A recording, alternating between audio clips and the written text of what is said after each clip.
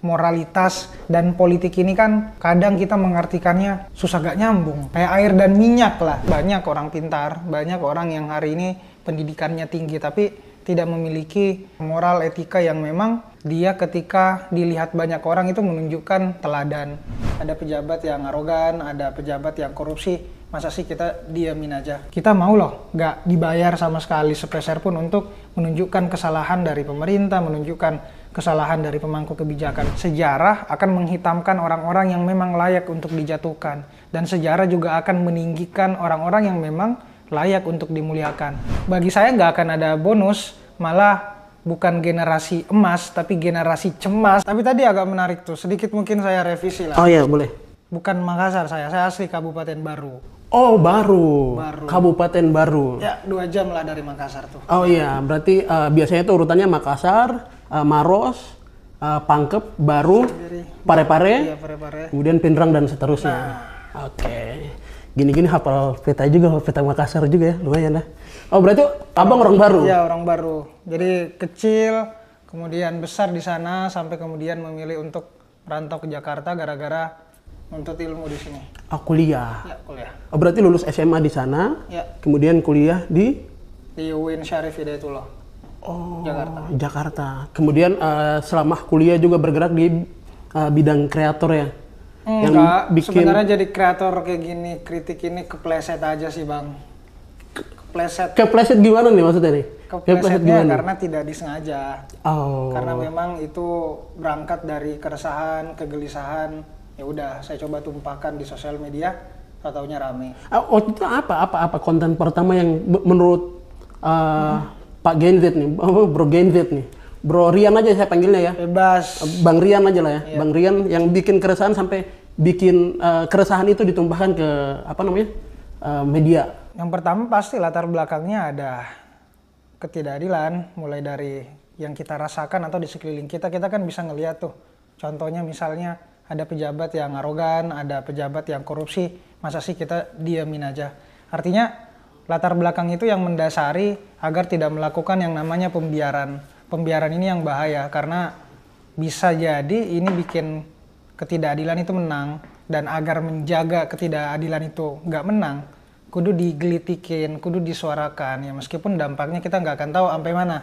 Yang penting Rian cuma mengaktualisasikan pikirannya, suaranya lewat sebuah platform yang namanya TikTok, Instagram yang hari ini memang jadi potensi terbesarnya anak muda yang memang menguasai aplikasi itu. Jadi dimanfaatkan, bersuara lewat situ, dan akhirnya viral lah dulu pas ngangkat tentang banyak sih, tapi salah satunya ngekritik Bu Mega, kemudian ngekritik Pak Jokowi juga.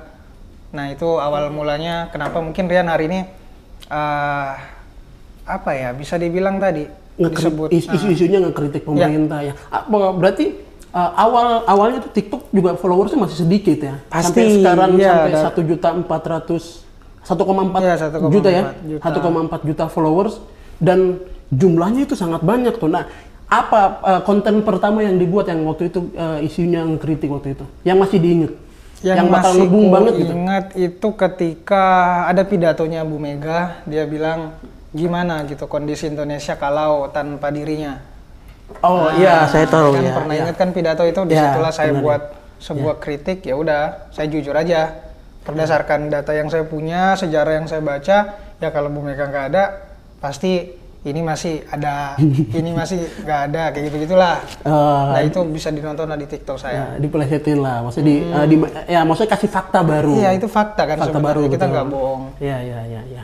Dan konten keduanya yang selain ngekritik Bu Mega tuh? Banyak, ada pernah ngekritik tentang Hari Bumi ketika misalnya kita udah ngerasa benar-benar panas banget pada saat itu, kemudian udah banyak ilmuwan yang memang protes tentang keadaan iklim sekarang. Jadi ya udah saya coba tumpahkan juga bahwa ya sebenarnya bumi kita nggak baik-baik aja sekarang. Masa sih kita pengen melakukan pembiaran lagi, kayak misalnya ya melakukan sesuatu yang merugikan untuk masa depan. Nah itu viral juga. Terus sebenarnya ada banyak sih, tapi yang paling tinggi orang yang nonton tuh pasti kalau ngangkat tentang DPR, kayak banyak tentang anggaran yang nggak tepat sasaran, kayak misalnya ada pembelian gorden kemarin, pembelian ya banyak lah yang hari kayak ini isu diawasi kemarin lah oleh ya publik. haji kemarin minta sampai eksekutif 80 Ya kayak gitu-gitu seat yang buat pergi haji itu ya kemarin itu. Nah, berarti awalnya itu konten ngekritik itu sampai akhirnya naik followersnya jadi 1,4 M. Ya, sebenarnya bertahap juga sih ya, dan dilakukan dengan konsisten. Makanya kenapa hari ini orang-orang tetap nonton saya, karena yang dijaga adalah yang namanya konsistensi image. Jadi orang tuh ngelihat kita, oh ini masih yang sama nggak? Ya itu yang harus dijaga sampai akhirnya itu juga yang ngebuat saya terus on the track lah, jadi nggak keluar kemana-mana. Karena yang saya hadirkan di sini tuh bukan cuma kritik aja bang, tapi ketika memang ada yang harus diapresiasi, kita apresiasi. Jadi bukan buta kiri, buta kanan juga. Oh, jadi harus menilai dengan bijaksana. Adil lah, nggak terlalu berat sebelah. Ya. Sama kenapa sampai bisa muncul nama itu Presiden Gen Z? Apakah dari keresahan itu kemudian, oh kayaknya saya layak deh buat jadi pemimpin terus bikin yang lebih konten gara-gara sering ngekritik ini, kayaknya saya lebih layak deh, makanya sudah lu pada panggil saya presiden aja deh gitu. Karena rasa juga sih nggak ada presiden dari timur ya. Dibalikin. Ya, tapi benar sih. Dibalikin. Awalnya cuma merasa bahwa iseng-iseng aja ngebuat branding itu, karena itu kan dia kayak nama pena, kemudian orang pengen kenal kita seperti apa. Jadi sebatas itu aja, nggak ada niatan buat makar, nggak ada niatan buat apa, tapi lebih hanya sekedar bagaimana orang tuh bisa mengenal Rian untuk jangka waktu sekarang atau masa yang akan datang. Karena saya percaya bahwa dibandingkan orang lain yang membentuk saya, pasar yang membentuk saya, atau pendidikan yang menuntut saya, lebih baik saya yang membentuk diri saya sendiri pengen jadi apa gitu. Dan sosial media ini adalah wadah yang paling tepat untuk mengaktualisasikan diri kita pengen jadi apa. Karena saya percaya ya apa yang sering kita pikirkan, apa yang sering kita lakukan tentang sesuatu, bisa aja itu kewujud di masa yang akan datang selama kita konsisten buat ngejalaninnya. Jadi nggak ada yang tahu kan apakah saya benar-benar jadi presiden di masa yang akan atau enggak. Amin. Artinya ya usaha itu tetap dilakukan dan saya pikir ya itu yang mendasari ya, meskipun nama Presiden Gen Z ini juga berawal dari teori skripsi yang lagi saya bikin kak. Oh emang teori apa? Jadi ada muatan tiga yang coba kuaplikasikan lewat TikTok, yaitu yang pertama branding, kedua ada segmenting, yang kedua ada positioning. Nah branding ini adalah nama, sampai sejauh mana tadi konsistensi image kita itu tetap terjaga sehingga branding kita tuh makin menguat lah ke orang lain. Terus yang kedua ada positioning. Positioning saya di sosmed itu bisa dibilang tadi kritis, kemudian bagaimana mencoba menarasikan apa yang diresahkan oleh anak muda. Kemudian yang terakhir ada segmenting. Segmentasi ini penting karena kita bicara soal bagaimana suara kita itu bisa relate. Tentunya saya bisa relate dengan seusia saya, generasi Z, orang yang lahir di tahun 2000 ke atas atau bahkan sedikit lebih ke bawah gitu. Jadi itu yang hari ini saya lakukan dengan modal nama Presiden Gen Z hari ini. Dan hari ini pun ternyata banyak mendatangkan keuntungan juga dengan membranding nama seperti itu. Kayak diundang sampai kemana, ngisi acara di daerah-daerah. Bahkan sampai hari ini bisa dibilang udah pernah nginjakin beberapa daerah lah. Kemarin dari Aceh, kemudian dari sampai Maluku Utara pernah, di NTT. Jadi modal brandingan itu ternyata membawa dampak yang nggak pernah terpikirkan lah sebelumnya. Jadi ya sampai sekarang menikmati itu juga, tapi di satu sisi jadi beban agar kita tetap konsisten dan menjaga nilai-nilai yang memang dari awal saya perjuangkan. Iya, yang tadinya yang tentunya isu-isu tadi juga ya. Dan berarti ngefek banget ya nama terus brandingan diri sampai akhirnya bisa keliling kemana-mana, padahal usianya juga masih sangat muda sekali ya. Berarti iya kan? Dan berarti selama ini berarti ngikutin banget dong berita-berita yang ada, bahkan politik-politik yang ada, kasus-kasus demokrasi yang ada di Indonesia ya. Mau nggak mau sih harus diikutin. Karena buat itu tadi dijadikan konten ya. Dan kira-kira ada keresahan nggak tentang demokrasi sekarang ini? Keresahan tentang hari ini, kalau sesuai dengan apa yang saya lakukan, concern saya kan kita bicara soal kebebasan berpendapat. Jadi hari ini saya fokusnya di situ. Di mana suara-suara anak muda itu jangan sampai dipinggirkan. Jangan sampai kita kritik, berteriak, malah dikriminalisasi, malah diancam, malah diintimidasi. Itu kan yang hari ini bahaya. Ya, saya mungkin kalau tanya ke abang pasti ya masih banyak ngelihat lah berita-berita yang semacam itu. Apalagi kalau kita ngelihatnya di sosmed yang memang itu secara bebas kita bisa perhatikan. Tapi ya itu realitanya, itu yang kukritik hari ini. Kenapa suara-suara yang harusnya didasari oleh kepedulian itu selalu dipinggirkan, selalu dianaktirikan, selalu diancam, selalu ada tuduhan-tuduhan yang mungkin hari ini tuh memang bagi seseorang itu kita sedang memojokkan, padahal sebenarnya enggak. Kita hanya ingin mengurai, kita hanya ingin menunjukkan fakta, bukan menebar petaka. Ini yang terjadi, bahwa suara-suara yang bising itu yang memang didasari oleh kebaikan selalu ditangkap dengan nada-nada sinis, bukan untuk bagaimana mencoba menjawab, mencoba mengaudiensi, mencoba bagaimana menerima pernyataan itu secara logis. Artinya ya kita bersuara, anak muda protes, artinya ada yang pengen kita tunjukkan, entah kesalahan, mengurai tadi, tidak melakukan pembiaran, itu yang sebenarnya kita ingin lakukan. Dan alangkah baiknya ketika yang dikritik itu ya menerima dengan legowo bahwa memang ada yang salah. Justru ketika kita melakukan bentuk kritik tadi, ya memang kita sedang mengurai permasalahan. Jadi ya artinya kita mau loh nggak dibayar sama sekali sepeser pun untuk menunjukkan kesalahan dari pemerintah, menunjukkan kesalahan dari pemangku kebijakan. Tapi kenapa selalu dianggap itu bentuk dari ketidakpedulian atau bahkan ya kita benci dengan negara atau bahkan benci dengan pemerintah tersebut. Nah, ini yang gagal saya pikir diterjemahkan oleh beberapa pejabat-pejabat atau bahkan elit-elit kita. Apalagi kalau udah viral ya pasti nggak ada jaminan konten kita itu masih bisa bertahan atau bahkan orang yang ngomong itu bisa ya. Dan itu pun saya alami. Jadi kenapa saya berani bicara seperti sekarang? Fakta. Bahkan kalau saya bongkar sekarang pun kayak ya TikTok saya beberapa kali coba diretas, WA ada, dan kemudian konten saya ada yang disuruh take down, ya itu ada.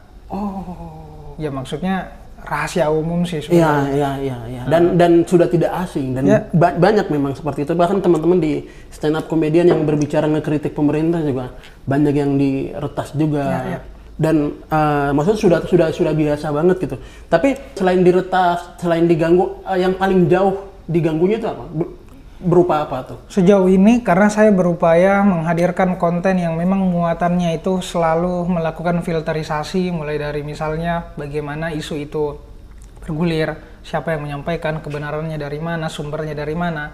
Jadi sejauh ini tidak ada yang terlalu benar-benar merugikan secara fisik, merugikan secara materi dari konten kritiknya saya, karena didasari oleh tadi. Jadi persiapan itu yang benar-benar saya persiapkan ketika ingin mulai konten. Jadi ya bukan sekedar bacot aja, bukan sekedar kritik aja, tapi ya mengurai permasalahan, menangkap banyak sekali informasi lalu ngejahitnya. Jadi ya meskipun orang banyak bilang lu bacot doang gitu kan, lu berarti doang, padahal enggak, lu harus beberapa jam untuk ngeriset dulu, ngebaca dulu, ngebandingin dulu, ngedit dulu, baru dipublikasikan. Jadi ya sejauh ini, tapi karena mempertahankan itu ya nggak ada yang terlalu riskan sih, kecuali serangan-serangan cyber tadi, digital, kayak misalnya dicoba diretas, kemudian WA ada yang mengatasnamakan saya, jadi kayak semacam gitu-gitu aja sih sejauh ini. Berarti buat bikin satu video saja itu makan waktu yang jumlahnya mungkin tidak sampai 1 menit, bahkan cuma 30 detik itu butuh waktunya. Iya. Lama ya? Iya, artinya tetap ada proses produksi juga, mulai dari buatin naskah dulu, nulis dulu, cari kata-kata yang aman, dengan nada penyampaian yang aman. Iya. Pemilihan katanya betul-betul diperhatiin gitu ya. Biar setidaknya kita kalau diserang ya kita ada dasar. Ada dasarnya, dan itu tidak sembarangan gitu. Benar. Sangat luar biasa. Dan iya, maksudnya itu perlu, karena banyak sekali orang yang tidak respect, tidak suka sama kita. Banyak juga yang mencari kesalahan kita. Sekalipun kita menyuarakan yang benar. Menyuarakan yang benar. Dan itu banyak terjadi di forum-forum umum juga terjadi. Bahkan kalau saya bilang kemarin ke teman-teman di sini, teman-teman di Aliansi Papua itu kalau lagi bikin diskusi, sering didatengin sama Intel, sering didatengin sama ada orang mencurigakan yang jaga, bahkan diskusi-diskusi kita dihalangin. Jadi nggak bisa ngomong, ya maksudnya kebebasan berpendapat tuh oke, di media boleh, silakan bicara. Tapi kenyataan di lapangannya ketika kita bicara ada yang ngeganggu aja, ada yang ngeretas aja. Mungkin kalau dari Pak Presiden sendiri untuk menghalau itu buat orang yang ngesadap, ngegangguin, ngekritik, ngelawannya gimana? Pertama itu nggak bisa dihalau. Iya, nggak bisa dihalau, harus diterima. Justru kalau bagi saya, orang-orang yang memilih jalan yang sukar ini tadi harus mengakrabkan diri dengan itu, Bang. Jangan dianggap sebagai ketakutan, kemudian kita berhenti, tapi jadikan dia sebagai teman. Keakraban. Kalau dianya mau nganggap kita teman, kalau enggak. Ya, meskipun ini agak stoik sekali, tapi Seneca bilang ya, musibah yang kita anggap seperti orang-orang yang mencaci kita, orang-orang yang merundung kita, orang-orang yang mengintimidasi kita, orang-orang yang bahkan ingin membunuh kita, tapi kita melakukan kebaikan yang didasari oleh kebenaran tadi, ya jadikan sebagai keakraban, ya karena memang akan selalu ada orang-orang yang kayak gitu, kita nggak bisa menghindar. Karena ya kita mengambil jalan yang sukar tadi, jalan yang nggak banyak orang yang memilih jalan itu. Ya itulah resikonya, itu cost-nya memang mahal, tapi ya saya tetap percaya bahwa semakin besar resikonya, semakin besar juga bagaimana nanti ya kita bisa dikenang atau bahkan diingat oleh orang lain. Tujuan kita hidup sebenarnya apa sih? Apakah kita cuma pengen hidup dengan biasa-biasa aja? Kan enggak. Pasti kita ingin meninggalkan sesuatu, entah dengan keberanian atau enggak. Tapi bagi saya, kenapa saya tetap konsisten menjaga agar tidak terjadi pembiaran tadi, tetap bersuara, speak up, karena sadar bahwa ketika saya diam, orang lain juga ikut diam. Karena ketakutan itu sama dengan keberanian, dia menular. Tapi kalau satu suara itu digaungkan, satu suara itu diteruskan, akan lahir banyak suara-suara yang lain begitu. Jadi ketika kita makin banyak, ketika kita mayoritas, yang awalnya minoritas, ya orang-orang yang mungkin akan menghantui tadi kita dengan ancaman dan intimidasinya juga pasti akan menjaga jarak. Artinya ya memang butuh persiapan agar kita menghadapi yang semacam itu. Walaupun kita mau dikengkang, hak kebebasan berpendapatnya agak dikengkang gitu ya, tapi harus mau tidak mau harus kita sampaikan ya. Walaupun di atas sana seringnya fokusnya adalah ngehalangin kita buat ngekritik, ngehalangin kita buat berpendapat, tapi ada kebijakan yang dibuat seperti misalnya kayak kemarin itu koruptor, mantan napi koruptor boleh nyalek lagi. Itu kan agak merugikan sebenarnya. Menurut saya ya, maksudnya sudah catatannya sudah hitam, boleh maju lagi. Menurut saya itu agak merugikan. Kalau menurut dari presiden sendiri, presiden generasi Z sendiri bagaimana melihat itu gitu? Bagi saya ini kita di luar dari itu, tapi kita udah bicara tentang moral, bicara tentang etika. Pasti orang-orang yang hari ini telah diketahui punya rekam jejak yang buruk, masa sih kita sedikit percaya dalam artian bisa percaya lagi dengan dia. Artinya apa? Hari ini saya cuma pengen bilang banyak orang pintar, banyak orang yang hari ini pendidikannya tinggi tapi tidak memiliki dasar atau moral etika yang memang dia ketika dilihat banyak orang itu menunjukkan teladan.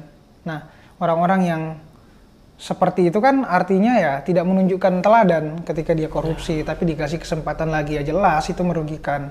Dan memang kalau pemahaman atau keyakinan saya, seorang pemimpin yang akan dilihat atau pejabat yang hari ini dilihat oleh banyak orang di puncak kekuasaan yang tertinggi, itu memang harus mencerminkan kebaikan. Artinya harus punya moralitas yang bagus, meskipun moralitas dan politik ini kan kadang kita mengartikannya susah gak nyambung. Kayak air dan minyak lah, politik dan moral yang baik. Politik kan kalau kita bicara di sana meskipun ada kebaikan tapi ya ada juga keburukan, lumpur-lumpur yang paling kotor. Kalau katanya kalau moral ya kita bicara tentang kebudiluhuran, kebaikan dan segala macam.